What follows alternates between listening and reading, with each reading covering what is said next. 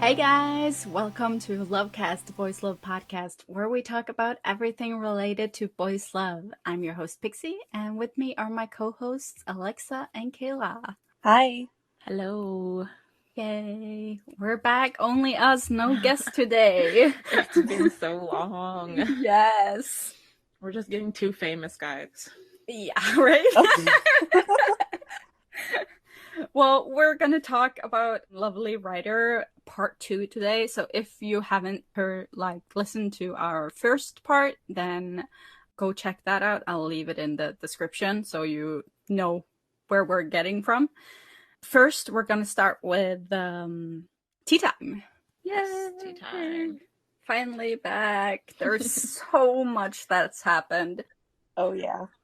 We can't go through everything, so I decided that we are just gonna do like the biggest story or the one that annoys me the most. Like I said this earlier, I have been so annoyed at this for so long. I can't stop thinking about it. So like a backstory especially on Twitter. I think it's mostly been on Twitter. There's been like this outrage from some Thai fans. It's mostly fans in Thailand that have been saying this or complaining. And I'm not saying all Thai fans, but these particular ones they found out that, I think it was actually the K-pop stans who found out that Nitty Man is based out of, or was GOT7 fanfic before she changed the names and probably a little story and stuff. And when she was promoting her novel after changing it to an original work or original names and stuff, she was still using the GOT7 tag to promote it. Like, this used to be a GOT7 fanfic. And a lot of people were saying that she was using the fame of the group to advertise her novel. And, like, basically she doesn't deserve her fame because she's using the group's fame to get it. There's a lot to unpack. Yeah. So I kind of feel like it's been a Twitter war between these Thai fans that are saying this and international fans who are going against it. Yeah, because all the international fans that I've seen don't have a problem with it. Because when you're doing a fanfic, yes, it's not original work. Well, it is. You're writing it, so it's not like she's like plagiarizing someone else's book, right? It's not word for word. It's her written word, her story. Like, she's using inspiration from a group to make that story.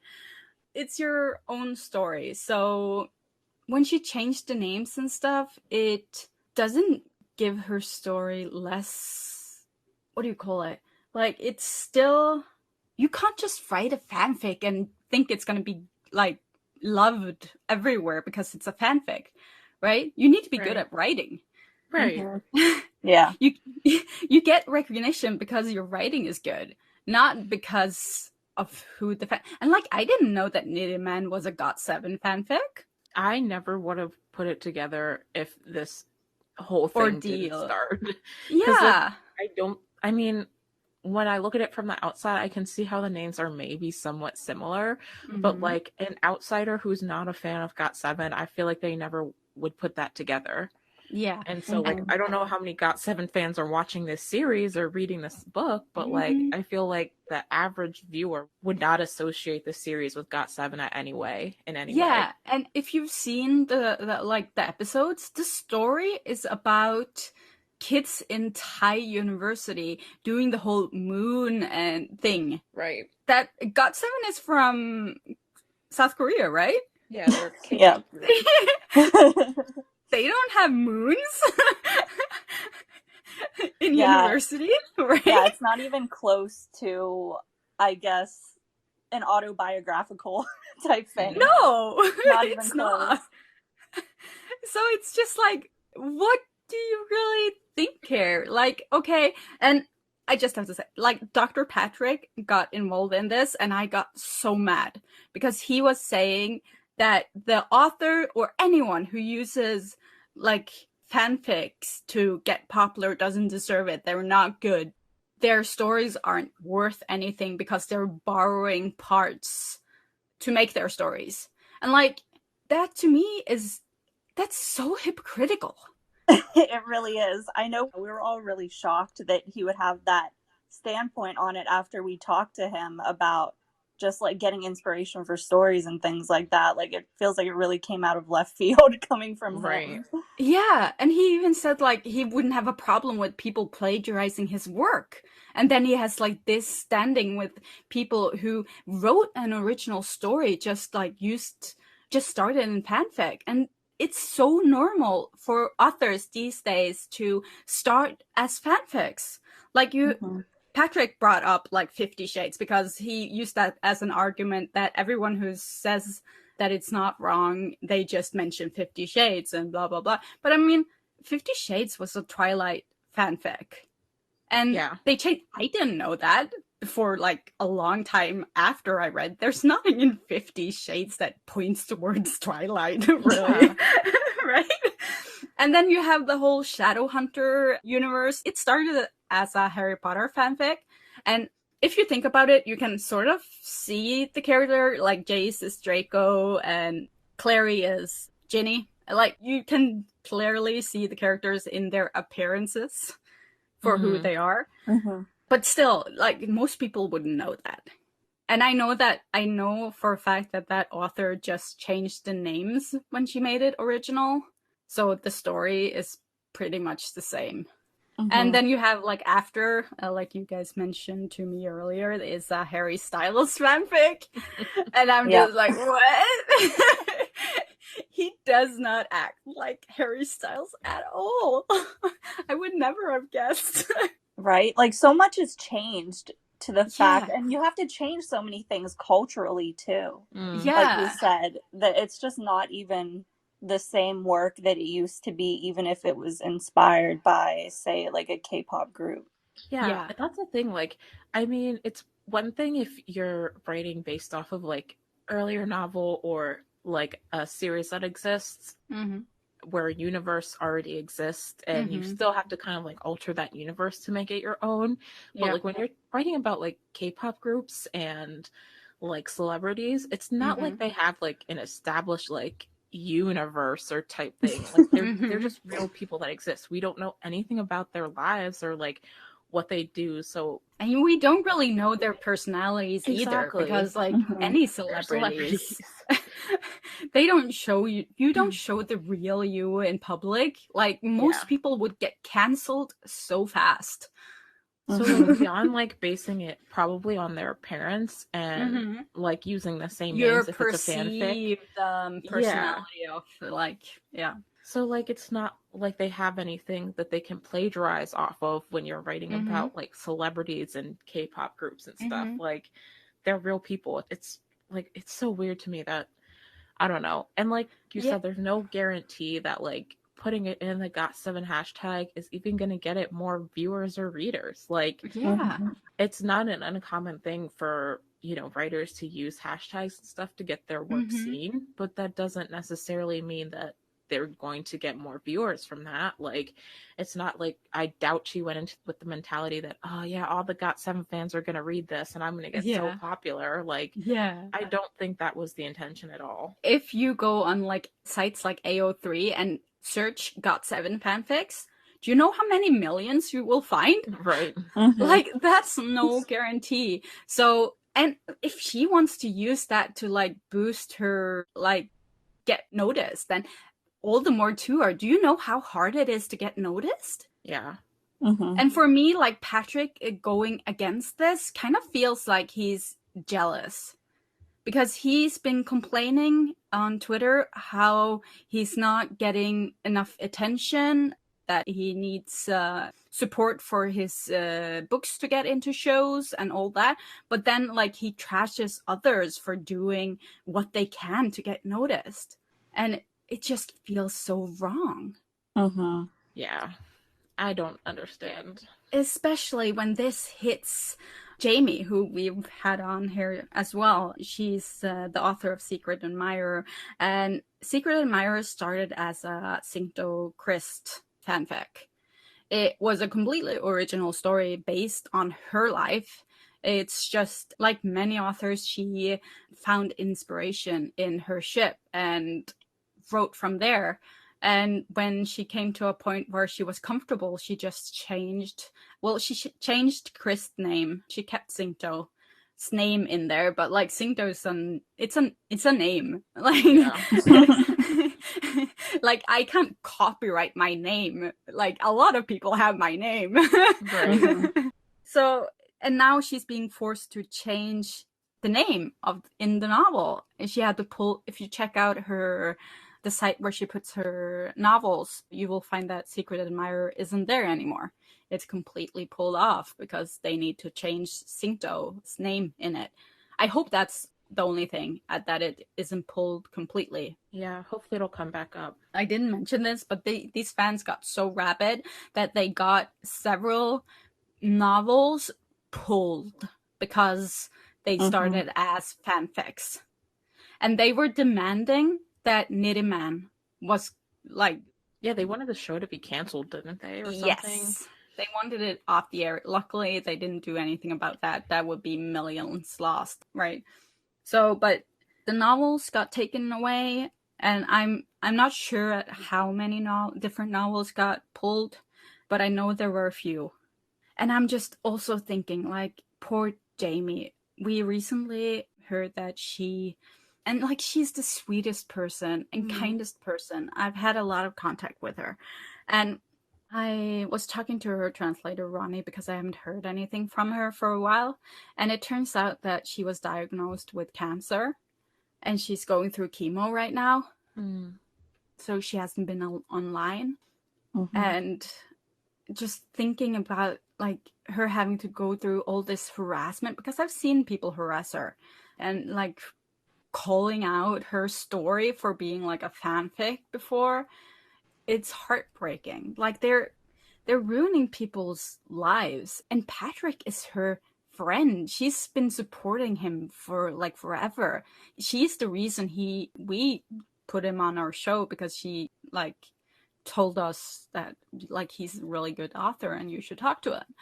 And she's just like really supporting everyone around her, and she gets all of this thrown at her. And I just, Yeah, it's not right. It's really not right. It makes me sad to think about. Am I the only one who would kind of think it was really cool if a fanfic that I read was like turned into a series or something? Like I feel like I would think that was really cool.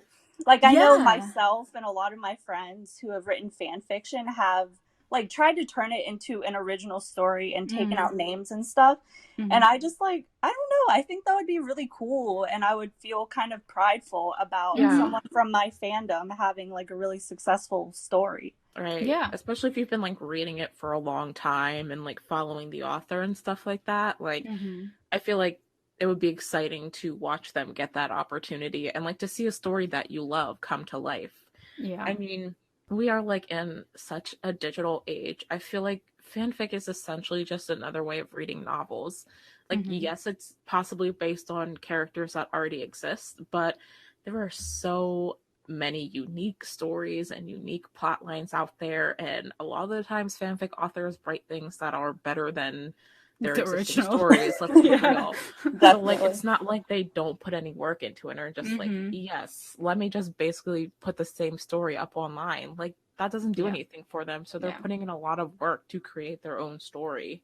And like, if you're gonna cancel like fanfic authors, you need to start canceling people who do fan edits, because they're using someone else's work. Like, yeah, they're putting a lot of work into it, but they're using clips from other series and all that to boost their famousness. Like, it's basically the same thing. Like, they're taking something that exists and they're making it their own and putting a lot of work down to do that.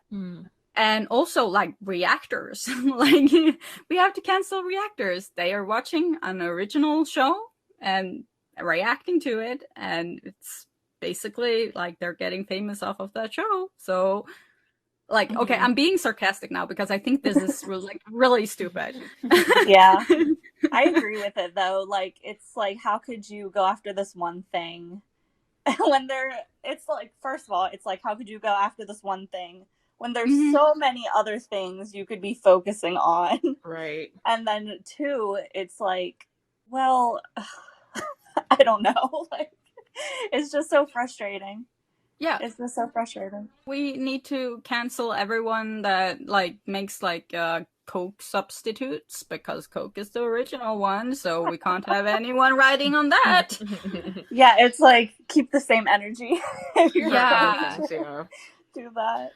It's just like a clear situation of everyone just like bandwagoning on a situation that doesn't make sense to be bandwagoning on. Yeah. They're like, oh, these people are angry, well, I'm going to be angry too, without thinking about like in any other perspective, like in looking at the bigger picture. Yeah, and I'm not saying this to hate on the people that were agreeing with these fans, because I think that a lot of people just didn't think through it.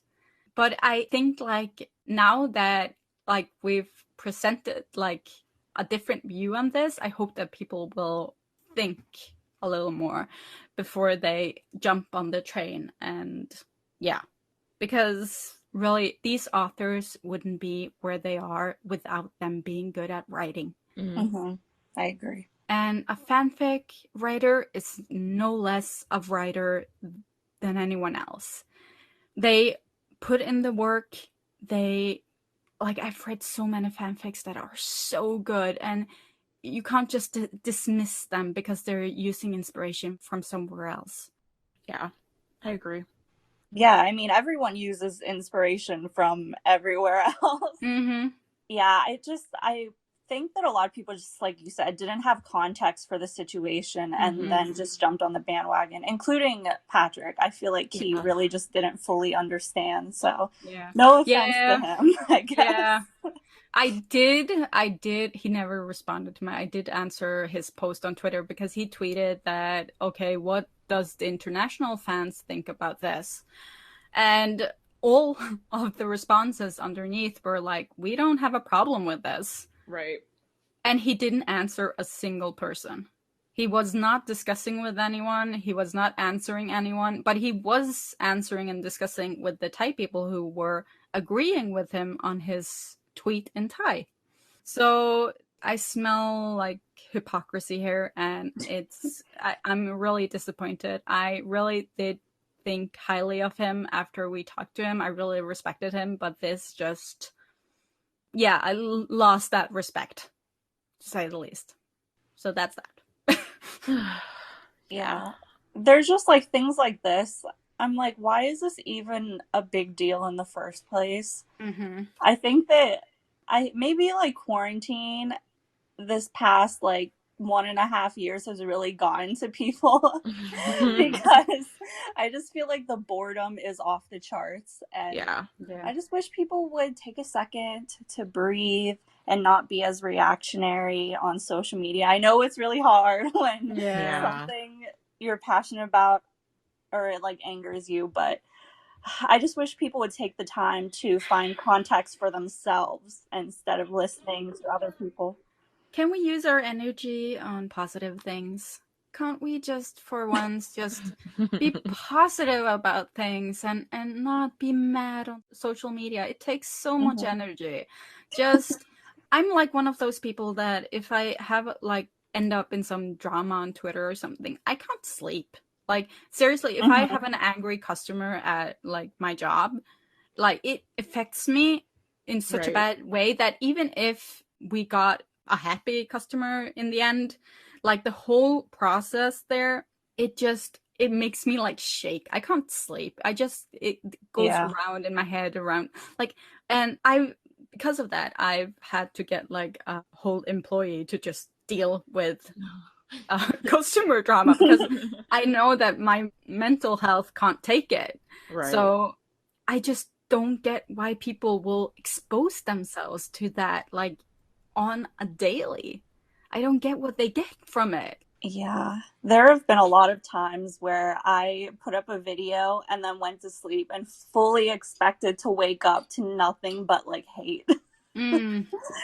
And so, yeah, I get that. It's Yeah. really hard to sleep whenever something on social media happens like this. Yeah. Yes, I've learned to not check my emails and stuff before I go to bed because Yeah, that's that's smart.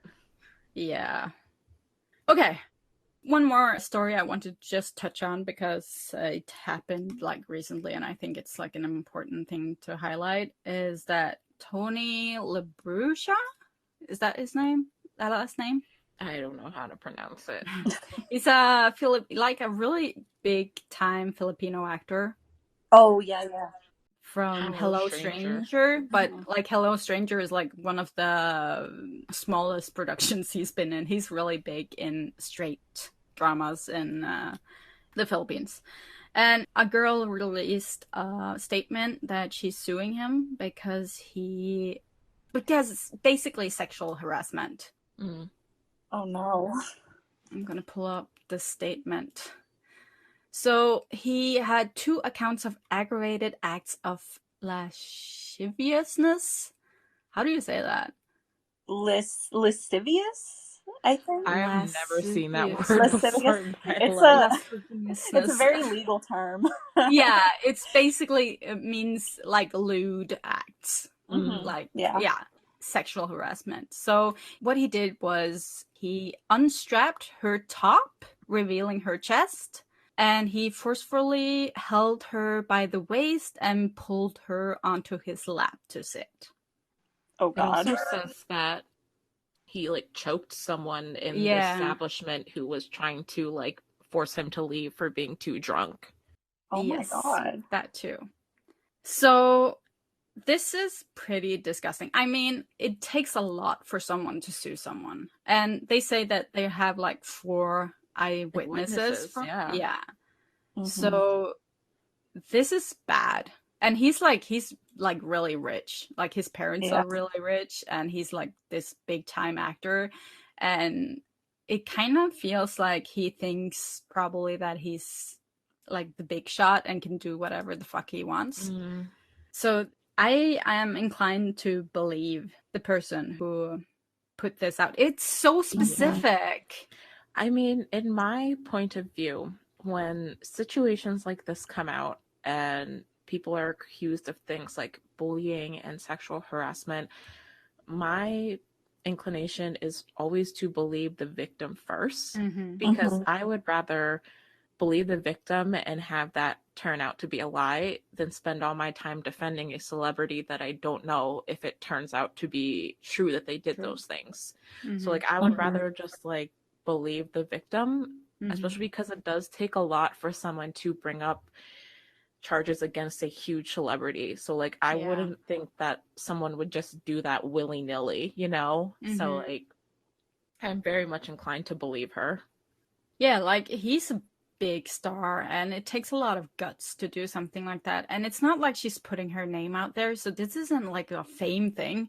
She's not doing this to get attention. Like, we don't know who she is or whatever. That isn't in the statement at all. It's her lawyer who put out the whole thing. So like there's no motive for her to do this, right, if it wasn't true. Yeah. So that's disgusting. Feel so bad for her. But hey, good for her for speaking up, because I can only imagine how scary. It's scary to speak up against anyone who has assaulted you, let alone a big time celebrity. So like that takes a lot of guts, and good for her. Yeah. I feel the same. I really hope she gets like justice from this. And if it is true, I really hope that like the fans the punishment of him, he gets real punishment, and the fans don't just blindly support him like we see sometimes. Yeah, we see a lot of that. Yeah, like I can see it from a fan's perspective where you really look up to this person, so you don't even want to think that they could do anything like that. But I really hope that this opens their eyes, because I agree with everything you said, Alexa. This is not good, and I'm definitely going to believe the victim first. Same. Okay, we've been through all that. Should we start talking about Lovely Writer? Oh God. Who wants to go all first? Right, well, we left off. Alexa. We finished off with episode 5 in the last episode. So we are starting from episode 6. It has been a while since, it's been a couple weeks since the show ended, and episode 6 was even like 6 weeks before that. So like the details are hazy because I didn't have time to rewatch. I know the big thing that happened in that episode was that's when we found out that Nubsip was actually Jean's childhood friend, and like they grew up together, and Jean found that out and had a really huge breakdown when he found that out. And I know a lot of fans did not understand why he was so upset, but I don't know. I think like I really connected with Jean as a character, so like I'm like on the Jean defense squad, but even like looking at it from like a more logical perspective and like looking at Jean's character, knowing how guarded he is in the series and how hard it is for him to let people in and admit to his feelings for people. And I know the director had talked about that bit in the behind the scenes too. Like he had just come to the point where he was like, yeah, I think I can admit that I like this person and that I want to let this person into my life, only to find out that in his eyes that person he lied to him. It was like a lie by omission, but like it was a lie all the same, because he approached Jean knowing that Jean did not recognize him, and he kept that hidden for who knows, like weeks, I'm assuming. And so like Jean had every right to be hurt by that, and I was honestly like very surprised seeing how many people thought he was overreacting. Like I don't know, maybe it is just because I see a lot of myself in him, but I was just like, it made total sense to me that his reaction was as extreme as it was. No, it made sense to me too, because of pretty much everything you said, with him being so guarded and reserved the whole series. And it's like he is very much trying to protect himself all the time. So whenever he feels like he's betrayed, it's like the trust that he was starting to finally build up is broken. Yeah, I thought the same thing. Like I was like more surprised that people were thinking that it's overreacting than that it happened at all. Like when it happened, my thoughts were like, yeah, that's how I would react. Like I let this person into my home, and they've been like, he knows that he's like Nupsip is courting him. Yeah. And someone who claims they like love you, and then they don't tell you something as important like this. I also saw that people were commenting like, why didn't Jean remember him? And I'm like, it's like, they were kids. Like, do you remember everyone you met when you were a kid? Like, and even if it's a neighbor, it's still. Yeah. And also like people can look completely different. I mean, I know a lot of people, they look similar to when they were younger, but like you said, Jean was a kid, so I can't imagine that he remembered Nubsip's face perfectly and could perfectly transform that into 20-year-old Nubsip and make that connection. Like, yeah, I could kind of see that argument, because it seems like when they were kids, Nubsip and like leaving him had a really huge effect on him. Yeah. But at the same time, it's like, I don't think he would have recognized him so many years later. Yeah, and I think like the fact that it affected him so bad that Nupsip left is more, or that he had to leave, whatever, is more about Jean having a hard time handling change. Yeah. Oh yeah. Yeah. And also like, yeah, Nupsip recognized Jean, but that is only because like he had basically been like following him growing up on like Facebook and stuff like that. Like he said he reconnected with, I think Jap is the brother's name, and was like looking at pictures of Jean on Facebook and like seeing him grow up. So like obviously he's gonna recognize adult Jean because he's seen adult Jean online. But like for Jean, like he, as far as we know, has never seen Nubsip since he left him as a child. So like I don't know. I just think a lot of people like, are very hard on Jean for this whole situation. Yeah. Mm-hmm. And I don't like go around thinking about my childhood friends 24/7 to the point that I will like look at every stranger I meet and think like, could this be someone I met before? Really? Or like look at them and immediately realize. Yeah, and he couldn't have guessed it by the name either because he called him Sib. Yeah, and I think, didn't they say that Nubsip changed his last name as an actor? Yeah. So that also was different. So if you listen to like when they were kids, he's only using Sib. Yeah.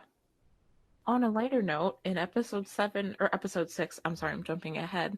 That's also when we found out that Tiffy was bisexual.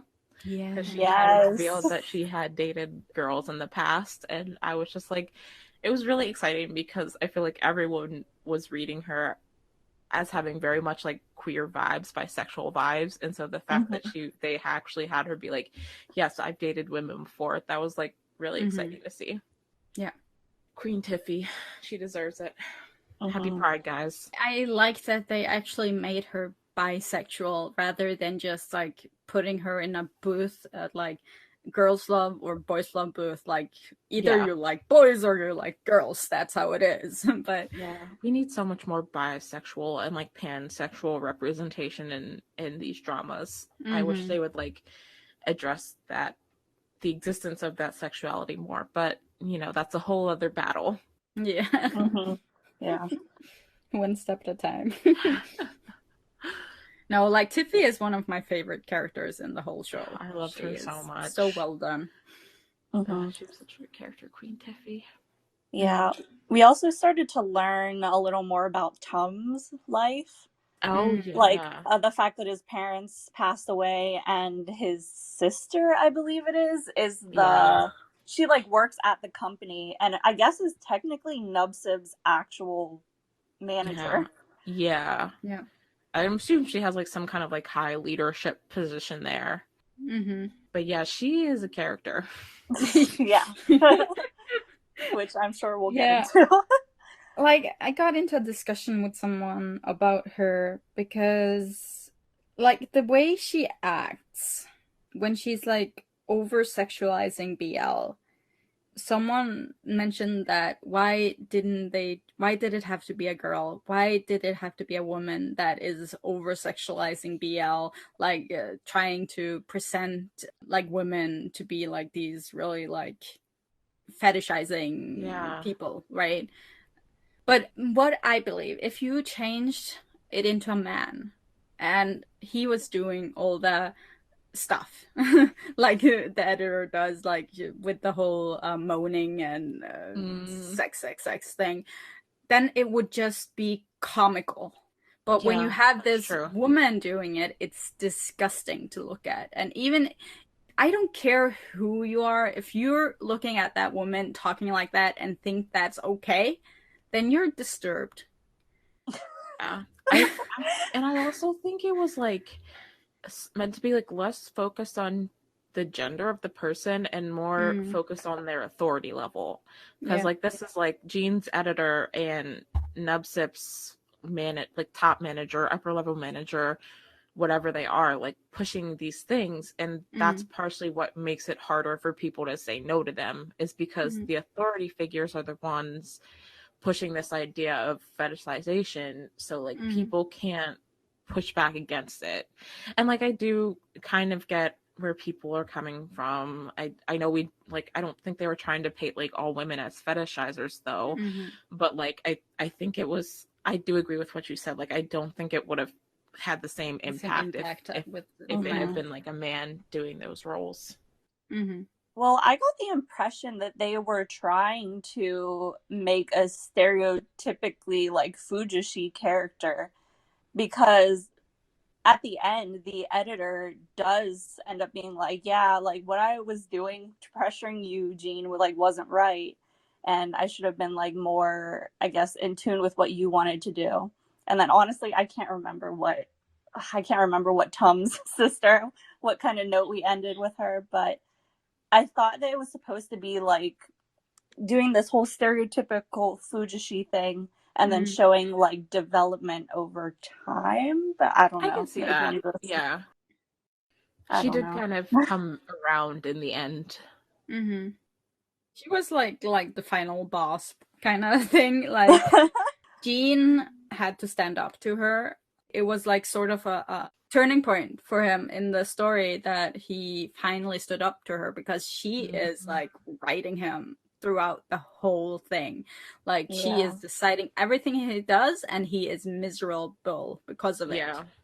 So the moment he stands up to her is like really, you can see everything that's happened to him with Nupsip, and everything is just like he's a changed man. And and him standing up to her makes her rethink her life.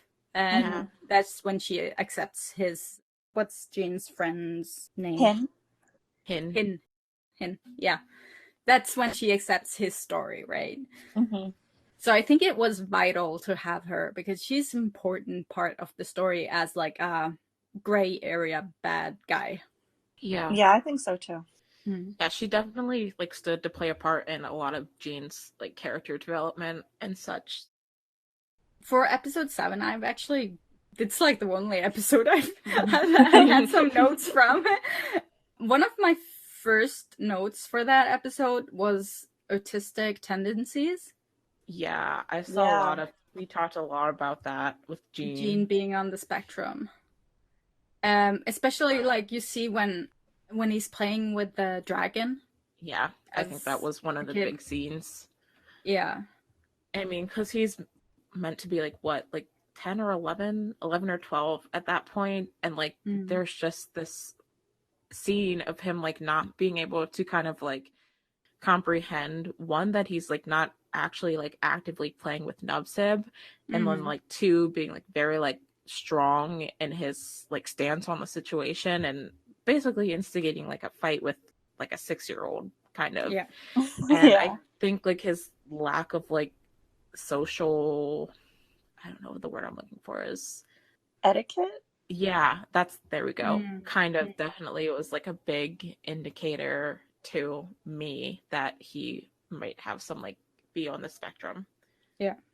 I think you see it throughout the whole series. If you really look for it, like you see he has like his problems with connecting to people, his problems with things changing, his unwillingness to like accept that he is in love with Nupsip and then tell everyone around them, which he changes over time, obviously, but it's a really hard thing for him to do, and he needs Nupsip to be sort of his anchor before he is able to do it. Yeah, I agree with that. So he gets like this rock to hold on to before he like dives into the whole coming out to his family. And yeah, there's a lot, like even his reaction from Nupsip not telling him that like they're childhood friends and stuff. It's really towards like being on the spectrum. Like obviously he's a working adult who can live on his own and he works well, but like he's really balled up in his apartment alone for most of the time, right? Yeah, I mean, he has a very solitary career. Like from what we see before Nupsip, he really only sees like his editor and his writer. I mean, like even his friends say that like they barely ever hear from him. So like he's a very like solitary person. Yeah.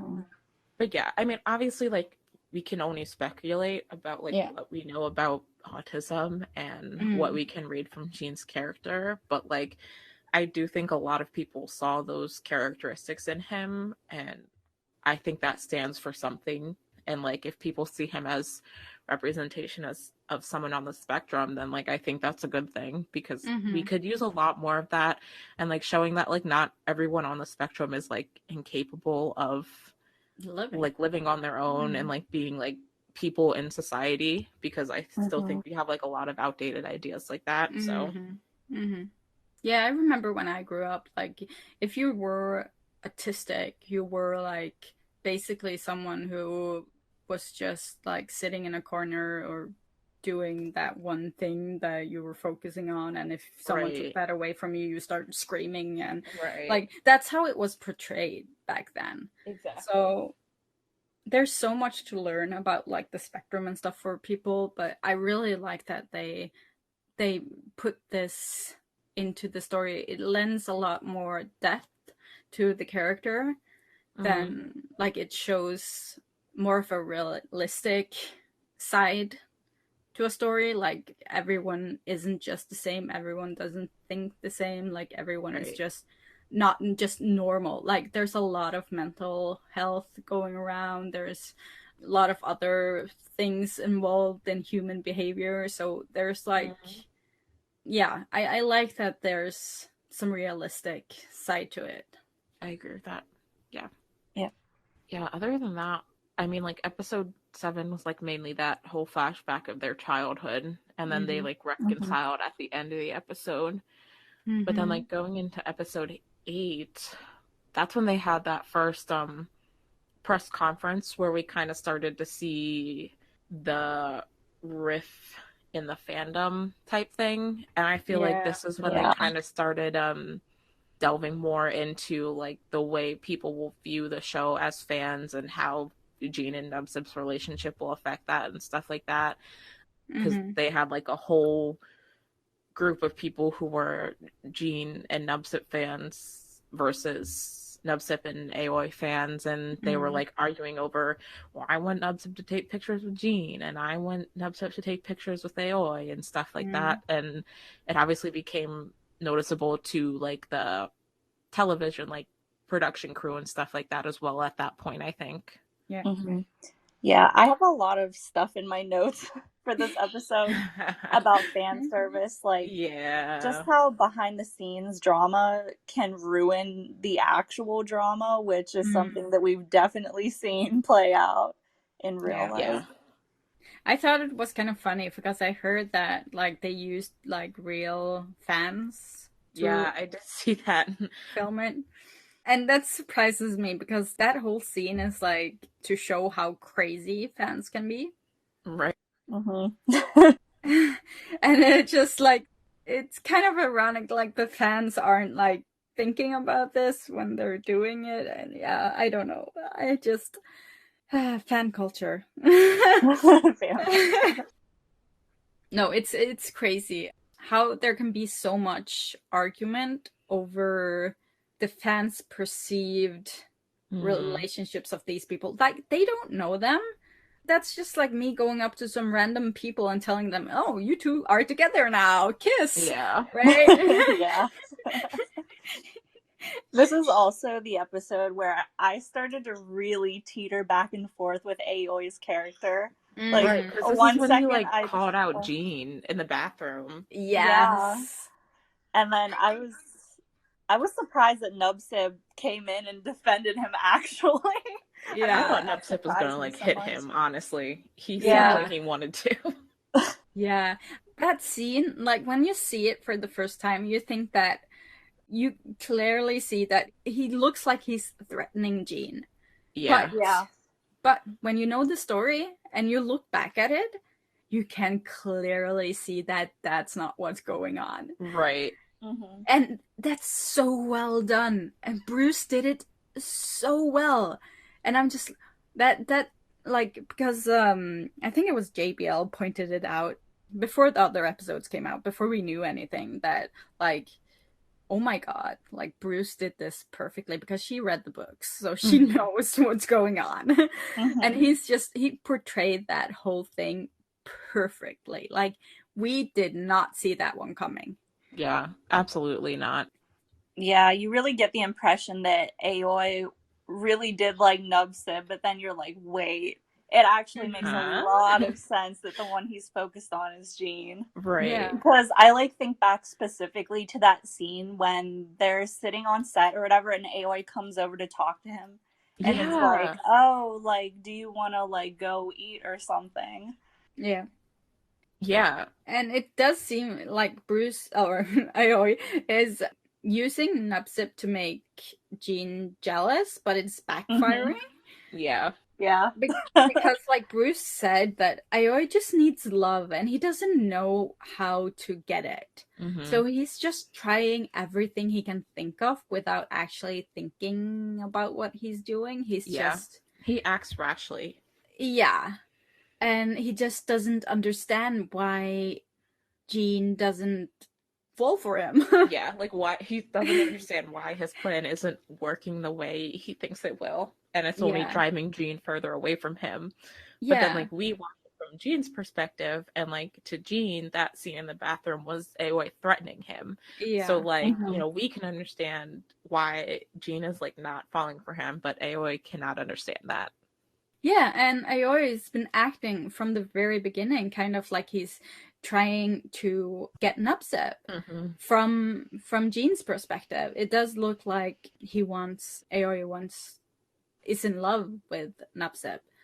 So when in reality he's just trying to get Jean to not get close to him because he wants him himself. So it's really well done how they did that. It's so subtle. Yeah, but then like when you look, it's like one of those things where when you look back, it's like, oh, the hints were all there all along. We were just reading them from a different point of view. And like there's two sides to every story, right? Yeah. It's just insane to me how they balance that. And we do know like this is not just like the author of the novel because they changed a lot.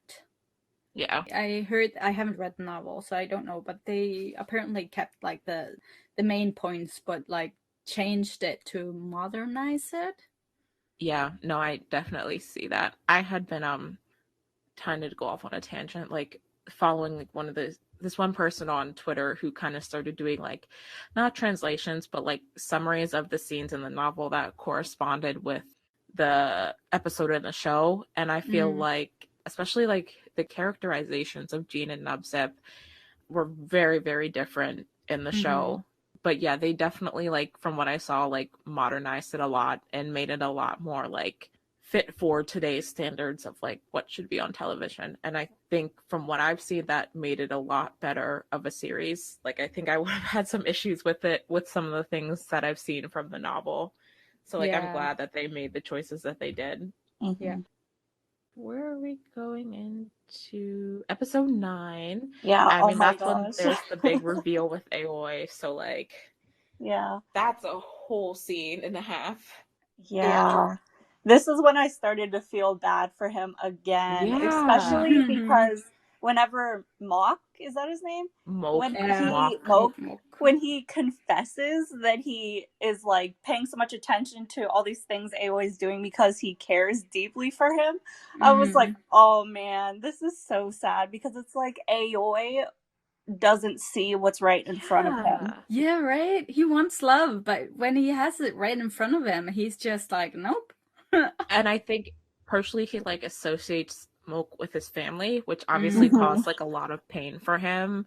And so like to an extent, like I get why he wouldn't have feelings for him, but also like Moke was like the most like low-key irrelevant character. Like he showed up like one to like they like had that makeout scene, and then 2 again in episode 9, and then again towards the end. So like I kind of feel bad because like I'm honestly kind of glad the way then things ended with him the way they did, because I feel like that ship would have kind of like come out of nowhere if Aoi was all of a sudden like, yeah, I'll date you now. But like it is kind of like, it does make you feel sad for Aoi to see like how he is so like hurt by what happened in his past that like he can't open up his like defenses to like anyone associated with his family, I feel like. Yeah, I do feel like Aoi kind of like digs his own grave. Oh, he does.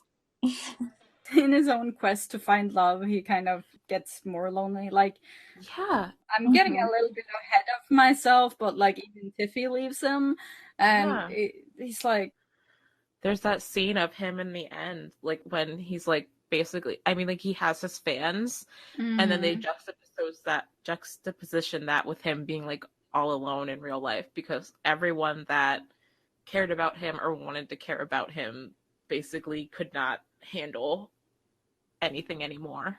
Yeah. It made me so sad, but I think it made a lot of sense. It made a lot of sense that things ended like that. That was very realistic. Yeah, that's what it is. It's very realistic. Like, you're not gonna get a happy ending if you're acting like that. And I kind of relate to Aoi because I've grown up in a house where my dad has been very commanding, and like he's always had like this iron grip on my life. And like I escaped to America just to get away. Like the only reason I studied in America was to get away from my dad, because he had such a clutch on my life that I couldn't make any decisions myself.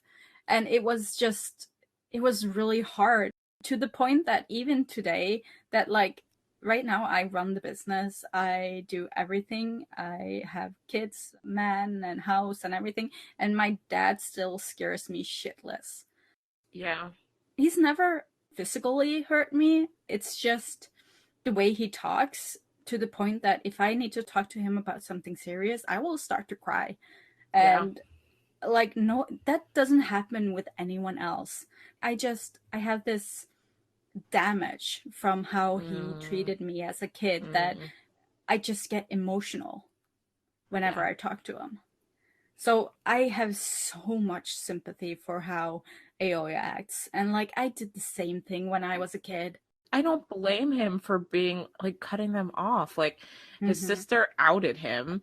His dad blamed him for his partner like scamming him, and his mom, like, you know, she just remained silent through the whole thing. So like I would have like left their asses too. Like, Jesus Christ, like he was in such an abusive household. Like, I don't blame him for his resentment against them at all. Yeah. And I used to do the same thing. Like when I was young, I used to do the same thing. I acted before I thought, and I got bullied a lot because I just couldn't control myself. And I didn't have any support from my family to kind of tell me, you know, you need to like stop and think about stuff. Right. Because they worked so much that they didn't really notice me, right? Right. I was struggling a lot mentally, and they didn't see it at all. I used to go to like the nurse at the school and talk to her, and had some therapy, luckily. But like, I was really bad, and I see the same thing in my daughter, just because like I think it's like a genetic thing. Like my dad had it, I have it, and now my daughter, everyone tells me that she's just like me, and I see it, and I'm doing everything I can to kind of sort of make her aware of it, so that she doesn't grow up to be like that too. Like, obviously I learned when I became an adult. But I still sometimes lash out without meaning to. If I'm really tired, or if I'm not like in my right mind, I sort of go back to that behavior, and I hate it. And I can recognize that it's wrong, and I can still do it because it's just a knee-jerk reaction. And I feel so sorry for Aoi, who has sort of been pushed into that and doesn't have anyone to pull him out. Yeah. But Mock was there. He was there to pull him out, and he didn't accept it. So it's sort of his own fault too. But yeah, I sympathize with him a lot. Aoi probably has even less trust in people than Jean. Yeah. Like, he probably never thought that Mock was serious about it, and that he was just, I don't know, had some agenda for his family, or like sister, spying for his family. Yeah, basically. Yeah, I felt so bad for Aoi, even when he was doing shit that I was like, no, just please stop. Like, oh, the scene where he is sitting and doing the live. Oh God. Yeah. For anyone who didn't notice, that's a reference to live done by Art. Oh, 100%. 100% it is. Like the drama with Mew and Art. If anyone is curious about that, I will link Kayla's episode on it. But yeah, it's 100%. He's like the only guy, BL actor ever, to do something like that. He went live and cried and complained about Mew, and that Mew tried to kiss him, or did kiss him, or whatever. Yeah, I honestly, I laughed during that scene with Aoi so hard because we had talked to Bruce already, so we Yeah. knew like that it wasn't real and that he was completely putting on an act. So I was like, wow, this guy really is something else. Yeah, that's what like I said to Bruce. Like when I was watching that, I kind of saw it as like him having like this evil aura around him while he was doing it, because I noticed right away that this is just bullshit. He is doing this to cause problems.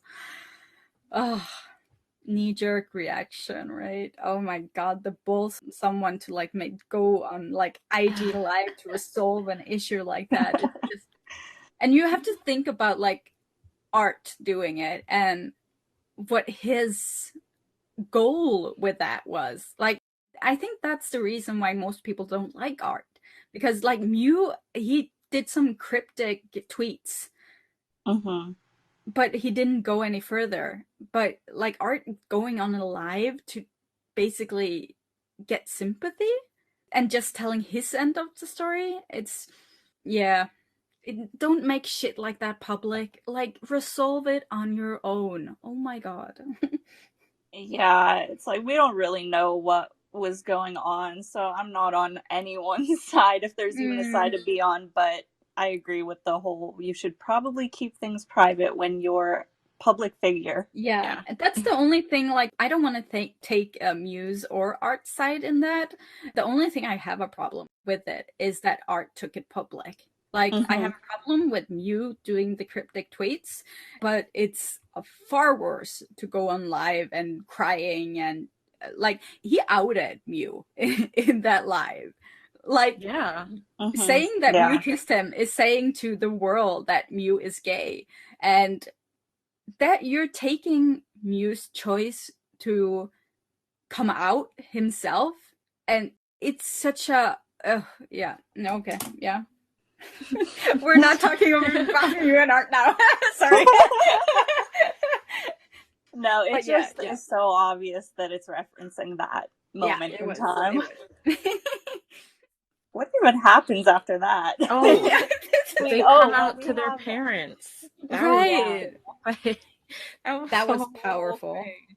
Woo, that was a lot. And then I mean the scene was really well done, and I think that Jean and Nubsip, like, first of all, I love the way that Nubsip was always reassuring him, Jean, that he was like, we don't have to do this if you don't feel ready. Like, he did that multiple times. He was just like, I want you to be comfortable. So, like, yes, I want to tell people, but I will never tell anyone before you feel ready to. And I mean, Nubsip was really great about consent throughout the whole series. Yep.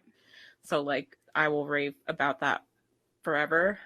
But yeah, I think like that was another thing that was really like showed Jean's character development and him kind of coming into his own and being ready to like be himself. And you know, he ended up having to have like a big confrontation with his parents, but like he really stood his ground in it. And I think like Jean at the beginning of the series would have backed away really easily.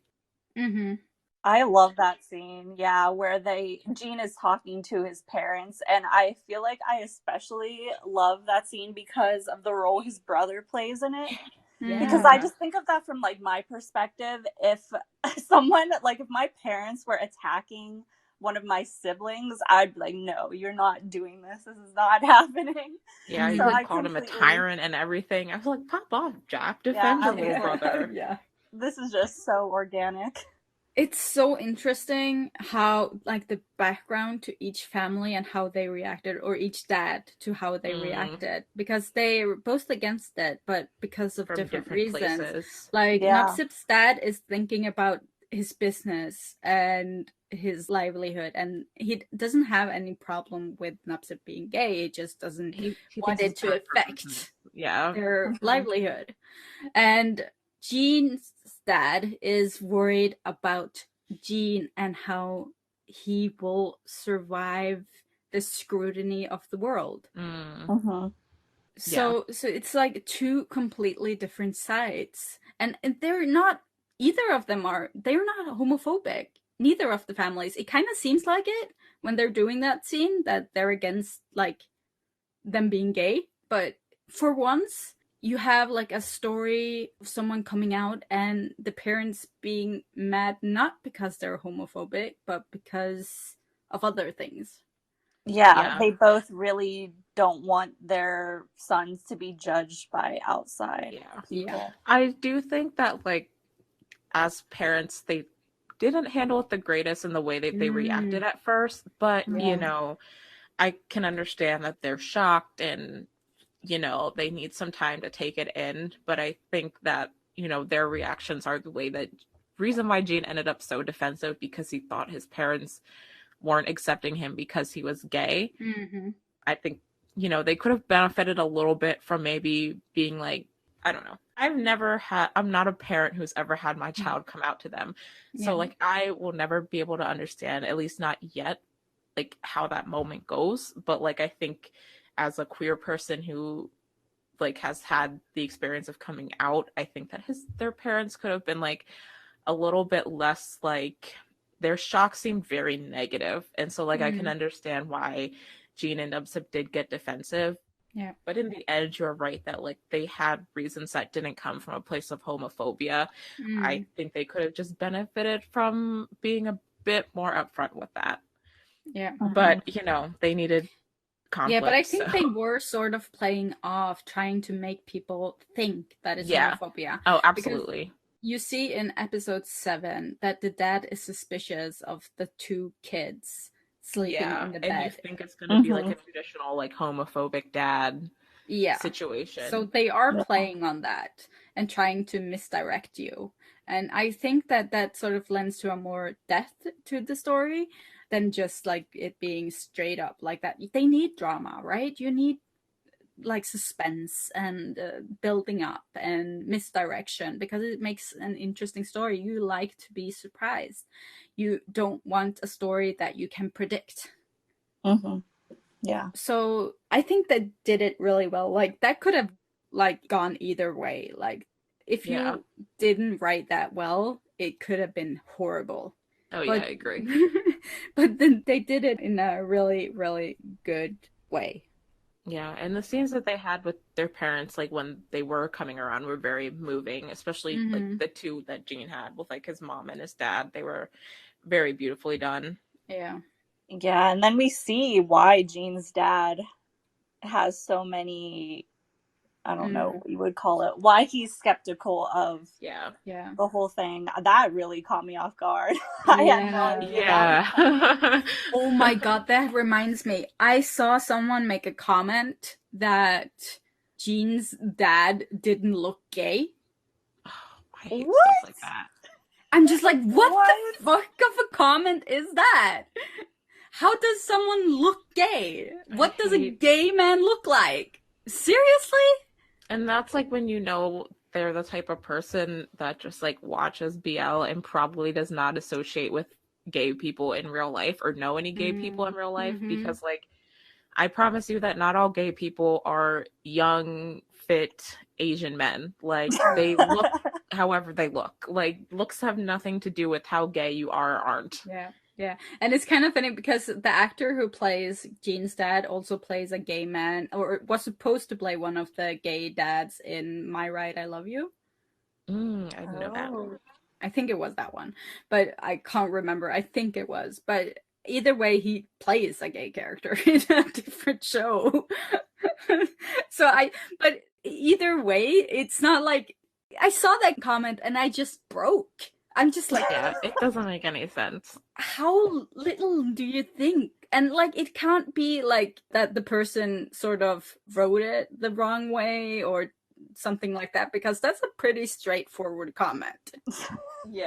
So like, there's no like, I have no doubt that that person just meant that he doesn't look gay because he's probably not feminine enough. What? Who knows? Who knows? Oh my god. That also goes against, I feel like, the message of the show. Yeah, right? That earlier scene with the casting where they're like, well, he's like the perfect amount of gay. Yeah. Did they completely miss that part of the show? All the commentary that's happened so far just went over their heads, probably. Like, I do feel that there's a lot of people who just watch without thinking. And those are probably the people who don't like it too, that think that this show can be even compared to any other show, because it can't. Like, there's no other show who's done this. Like, they've taken real situations and showcased them. Like, this is not bullshit. Like, this stuff happened. But they're, at the same time, they've done it tastefully, because they're not pinpointing or like throwing hands at someone, or can be like sued for defamation or whatever, because then that person would have to admit that that's what happened, right? But Thailand has so strict laws on defamation. Like, if you go out there and tell a true story about a person, you can get sued. Like, I remember hearing a story about like a foreigner who came to a hotel and gave the hotel a bad rating, and the hotel owner sued them. Dang. That's insane. And won, because it was defamation for the hotel, and he would lose a lot of money for like guests coming in because of the low rating. Wow. Yeah. So the whole show is really bold that they do this, but I respect them for doing it tastefully. Yeah, I agree. Well, then we go into where the cursed episode 11, of course. Well, I guess that's when shit really hits the fan. Yeah, because they get exposed on social media, and that's when Aoi does his live. And they all get caught into that meeting, and everything just goes down the wrong path from there. Yeah. And like, Nupsip is really like being a little too... I think that he's overreacting over the situation. Like, the show is not gonna like be forever. And they never told them to break up.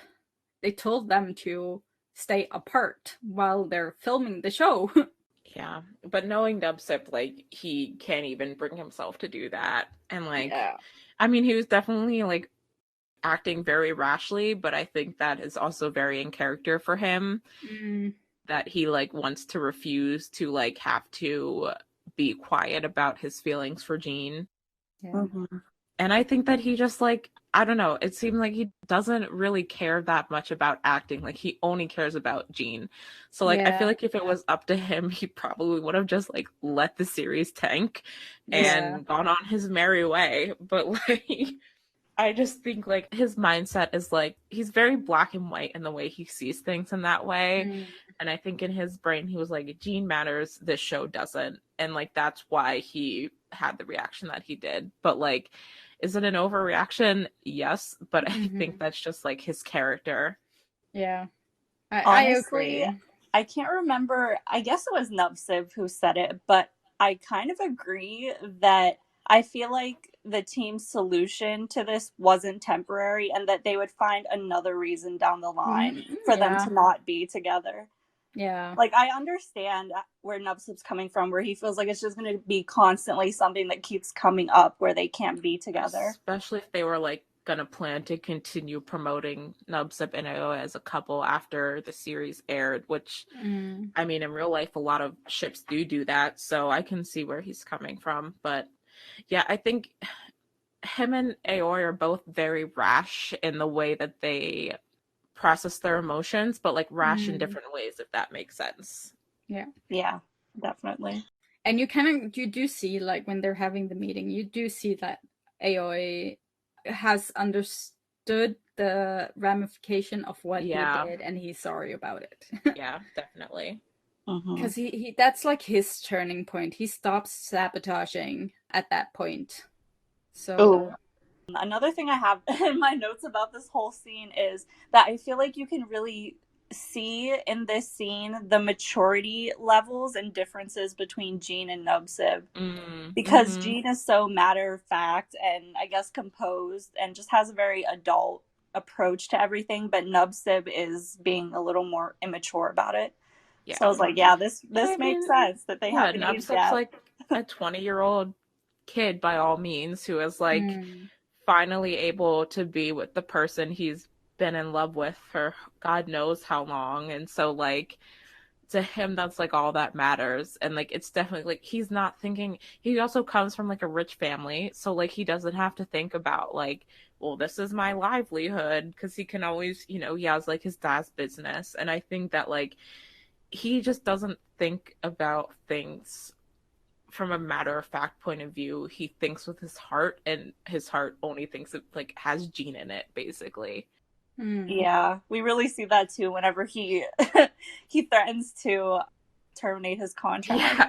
Yeah. He was like, I'll just pay the cancellation fee, bitch. I honestly loved how dramatic that part was. He's so dramatic. But yeah, he is really reactionary in a different way than Aoi. Yeah, because if you think about it, like what he does and what Aoi does isn't like that far from each other. They just like, they're different, but at the same time they have a lot of similarities. And I think that's why Nubsip dislikes Aoi so much, because he can read him a lot better. Like obviously Jean could not read him, but like Nubsip is like, I know what this guy is doing, and that's why he's never, I mean obviously he also knew he was going after Jean, which was like part of it, but like I also think he can see under Aoi's surface and understand the way he acts, and I think that's why he always like disliked him so much, partially. Yeah, and like Nubsip had like advantage by having his manager Tom as Jean's friend. He already knew Jean from they were kids, so he knows his personality sort of, and he talked to the brother, and like he had a lot of advantages coming into this, so he was like 5 steps ahead of Aoi. Yeah, I agree. So yeah, Aoi came in to this like on the losing side already. Yeah. Poor guy. He didn't stand a chance, but he wanted to believe that he did. Yeah, because he didn't know about all the like their history and stuff like that. Like he couldn't know that. Fucking Jean didn't even realize it at first. Right. Yeah, because this is like kind of going forward, but because Nubsib is so reactionary, I honestly thought at that second press conference that he was going to confess in front of everyone. Right? Like I was so scared. I was so surprised that like he held it in. Like right. But I think that's when he started thinking about like Jean and not wanting to bring harm to Jean, and like that's what kept him reined in. But like I honestly thought he would just like let it all out. Yeah, I thought like when I was watching the press conference, I felt like it's so weird seeing the 3 of them sitting up there and Mook just being in the background, being all masked up and whatever, and it's just like, how did we end up here? Yeah, it's a mess. At the same time, who gets the message that Mook is in a new show? Yeah, that was in that episode, wasn't it? Doesn't go to Aoi. Yeah, well, I think he saw it on social media or something. He like even lost the one person who like wanted to be on his team in the end. Kind of thing. Yeah. So sad. Didn't they use the promotional pictures for Why Destiny for that? Did they? I don't even remember. I might have like just seen it because I just saw Why Destiny, but I sort of felt like it was the pairing that was in the story was Mook, like in Why Destiny, with the guy he's paired with there. I mean, it would make sense. Huh. That would be like a nice like a crossover shout out. Yeah. Yeah, I have no idea. I can't. I might be remembering wrong, but I just remember having that distinct thought watching it. Yeah, I feel like for as long as episode 12 was, I feel like not a lot happened at the same time, if that makes sense. Like obviously there was the press conference, and then I just feel like nothing happened, and then at the end like Jean and Nubsip came back together. That was kind of like one of my quips about the finale. I feel like for all the time it was like an hour and 20-minute episode or something. I feel like they could have utilized the time a lot better. I feel like a lot did not happen in the episode. Like, I'm like, I don't know what else to talk about. Like, obviously they got back together at the end, but like, and there was a press conference, but I feel like not much happened in between. Yeah, you know the whole scenes when Gene is writing the ending of his book and they're going through all the different endings. And I get what they were doing. It was still weird. But I think and Nupsip at one point just looks directly to the camera and just like breaking the third wall thing. And I think they did that to sort of pull people out of the fantasy. Like, guys, this is a TV series. This is a TV series. It's not real life. Calm down. We're stopping now. But I like that they, at the very end, pulled the author into it. I thought that was so cool. Yeah. I really, really like that, like, the author is at the outside cafe or whatever, writing away and watches Jean and Nupsip, and that she gets the call to do the series afterwards. Yeah. Just like as if her story is based on these two people she saw in a restaurant one time, right? It's very full circle. Yeah, coming back to fan fiction again. I think that was a really genius way to end it. Yeah. I really liked it. And they sort of like incorporated the author and made a nod towards her, which I really like, because often with TV series in like the whole world, it's based off of a book or whatever. They sort of just ignore the original author. And like they don't exist and just treat like the TV series or whatever like something new, even though that the TV series is basically a fanfic of the original story, right? Because it's an adaptation. So at least you need to give some credit to the author other than just like writing that this is based off this. Yeah. No, I like that. Yeah, I'm all for incorporating authors into the TV series, and like not always just like they don't have to write the whole script or whatever, just involve them somehow. I agree. I mean, that's it for Lovely Writer. I mean, we have this special episode coming next week, which looks like a wild ride. I watched the trailer and I was like, I think half of it, my theory is that like the horror part is going to be Gene writing a novel and like picturing him and Nupsip as the characters. That's where I think like the horror aspect comes into play. But like I'm really curious to see. I know that the author did write a lot of different, she did like 8 special chapters to the novel or something. So like I don't know if if this just focuses on one of them, or if they pulled a bunch of them together, or if it's just like something completely new. But like I love this series, so like I'm excited to see whatever is in store for it. Yeah, same. Yeah, agreed. Since we stopped, like we're done with talking, can we just mention this, because I remembered it while we were talking. You know, this is sort of like a tea time thing. We heard while this was still airing, the actor who plays Nupsip as a kid, his parents had to put out a message on social media that people needed to stop sexualizing this kid. Yeah. What the fuck? I forgot that happened. I think I blacked it out from my mind because I was just like, what the that kid is literally like 8 years old. Yes. I hate everyone that said anything like sexual about that kid at all. Like, that's so fucked up. And like the parents had to go on social media because they had control over his Instagram accounts and whatnot, because he's a kid. and they had to tell people to calm the fuck down. It's so embarrassing. Weird. Like, this is like that family's first like encounter to a BL fandom, and people are freaking sexualizing a kid. Oh, I'm so disgusted. Oh. Yeah, I don't think those people would think that was okay if that was their kid. Right. Yeah. Like, where does that even come from? Like, I mean, there's a whole other thing about like sexualizing actors in general. Like, but at least like be decent enough to separate the child actor from the actual like legal adult actor. Like, are you kidding me? Like, first of all, he is not his character, so he is not Nubsip. He is not baby Nubsip.